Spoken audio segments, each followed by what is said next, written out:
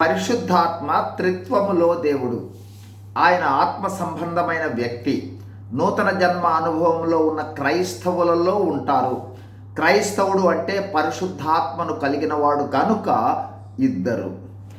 పరిశుద్ధాత్ముడు వ్యక్తి కావున వ్యక్తి వలె వ్యక్తిత్వము కలిగి పరిస్థితులను బట్టి స్పందిస్తాడు.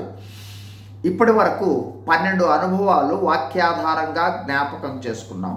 ఇప్పుడు మరి 2 అనుభవాలు తెలుసుకుని ఒక్కసారి మొత్తము వ్యక్తిగా మనము తెలుసుకున్నవన్నీ జ్ఞాపకం చేసుకుందాం. 13వది రోమా 8:26 అటువలే ఆత్మయు మన బలహీనతను చూచి సహాయము చేయుచున్నాడు. ఎలానగా మనము యుక్తముగా ఎలాగూ ప్రార్థన చేయవలెనో మనకు తెలియదు, కానీ ఉచ్చరింప శక్యము కాని మూలుగులతో ఆ ఆత్మ తానే మన పక్షముగా విజ్ఞాపన చేయుచున్నాడు. ఈ వాక్యమును గమనిస్తే ఆత్మ వ్యక్తులు చేసినట్లుగా సహాయం చేస్తాడని, అంతేకాదు వ్యక్తులు ఇతరుల కొరకు విజ్ఞాపన చేసే విధంగా విజ్ఞాపన చేస్తాడని గుర్తించవచ్చు. కావున పరిశుద్ధాత్ముడు మనలో నివసించు ఒక వ్యక్తి, ఆత్మ సంబంధమైన వ్యక్తి.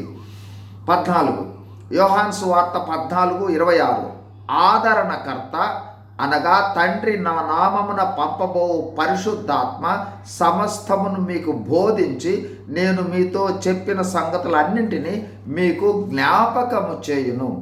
ఈ వాక్యమును గమనిస్తే వ్యక్తులు ఆదరించినట్లుగా పరిశుద్ధాత్మ ఆదరిస్తారు.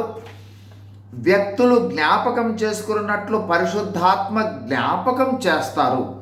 కావున పరిశుద్ధాత్మ మనలో వసించు ఆత్మ సంబంధమైన వ్యక్తిగా మనము గుర్తించవచ్చు.